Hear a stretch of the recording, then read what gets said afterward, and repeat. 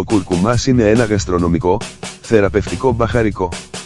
Επίσης, είναι ένα από τα σημαντικά συστατικά του Ινδικού κιάρι και είναι αυτό που δίνει στη μουστάρδα το κίτρινο χρώμα.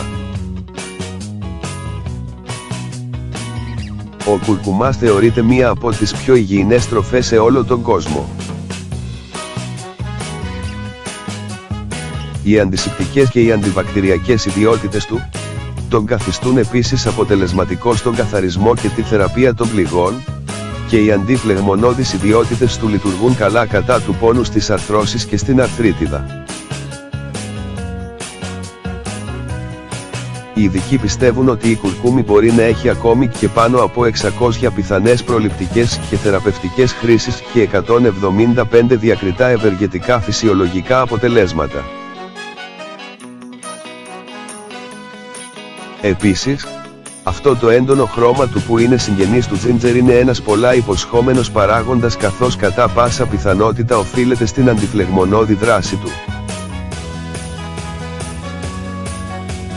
Ο κουρκουμάς φαίνεται να έχει υψηλότερες επιδόσεις από πολλά φαρμακευτικά προϊόντα ως προς τα αποτελέσματά του έναντι αρκετών χρόνιων, εξουθενωτικών ασθενειών, και μάλιστα σχεδόν χωρίς καθόλου παρενέργειες. Ο κουρκουμάς μπορεί εύκολα να καλλιεργηθεί σε εσωτερικούς χώρους. Καλλιεργείται από ριζώματα, σχεύματα ρίζας, παρόμοια με αυτά του τζίντζερ. Δεν χρειάζεστε σπόρους για την καλλιέργεια του κουρκουμά. Έτσι το μόνο που χρειάζεστε για να ξεκινήσετε την καλλιέργεια κουρκούμι στο σπίτι σας είναι μια ρίζα από κουρκούμι που μπορείτε να βρείτε σε αρκετά καταστήματα. Για να καλλιεργήσετε την κουρκούμι σε κλειστούς χώρους, απλώς ακολουθήστε τα παρακάτω 4 απλά βήματα. Σπάστε ένα μεγαλύτερο ρίζωμα σε ένα μικρό κομμάτι που θα έχει 2 ή 3 μπουμπούκια. Γεμίστε το δοχείο με πλούσιο οργανικό χώμα, το οποίο θα είναι ελαφρώς υγρό αλλά καλά στραγγισμένο. Το ιδανικό pH θα πρέπει να κυμαίνεται μεταξύ 4,5 έως 7,5. Τοποθετήστε το περίπου 5 εκατοστά κάτω από την επιφάνεια του εδάφους, με τα μπουμπούκια προς τα πάνω βάλτε νερό στο δοχείο. Και αυτό είναι όλο. Στο κουρκουμά αρέσει το νερό. Έτσι προσπαθήστε να τον ποτίζετε μία φορά κάθε 2 ημέρες.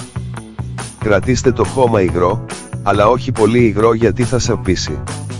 Σε περίπου 1 μήνα από τη μέρα που θα το καλλιεργήσετε, θα πρέπει να δείτε τα μικρά λάχανα να ξεπηδούν.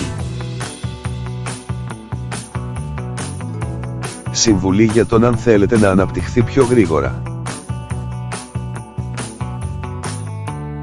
Προκειμένου να τονωθεί η ανάπτυξη νέων ριζών, θα πρέπει να κρατήσετε το χώμα ελαφρώς ξηρό μεταξύ κάθε ποτίσματος χωρίς να αφήσετε να γίνει εντελώς ξηρό. Τα φυτά φυσικά θέλουν περισσότερο νερό στις ρίζες όταν οι συνθήκες γίνονται πολύ ξηρές. Εάν ποτίζετε το κουρκουμά μία φορά κάθε 2 ημέρες, μπορείτε να ενθαρρύνετε την ανάπτυξη νέων ριζών, διατηρώντας παράλληλα το χώμα σας αρκετά υγρό. Πώς να μαζέψετε την κουρκούμη?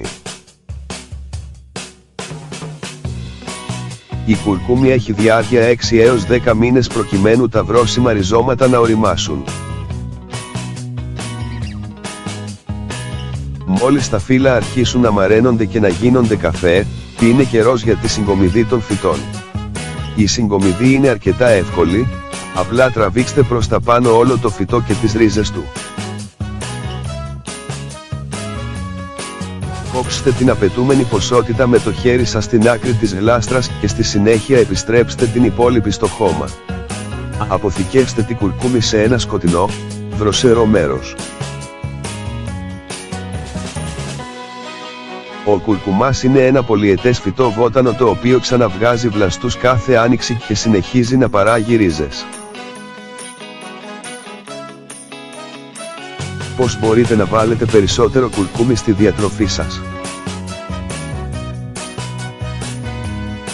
Ένας τρόπος είναι να φτιάξετε τσάι με αυτό. Μπορείτε να το πάρετε αλλιώς και σε μορφή δυσκείου και κύψουλα, στα οποία διατίθενται σε καταστήματα υγιεινής διατροφής. Θα πρέπει να το παίρνετε σε δόσεις μεταξύ 400 και 600 mg, 3 φορές την ημέρα ή σύμφωνα με τις οδηγίες του προϊόντος. Και, βέβαια, μπορεί κανείς απλά να προτιμά περισσότερα πιάτα με χάρη στα εστιατόρια ή στο σπίτι. Όπως και να το κάνετε, η προσθήκη κουρκούμι στη διατροφή σας είναι μια από τις καλύτερες κινήσεις που μπορείτε να κάνετε για να βελτιώσετε την υγεία σας.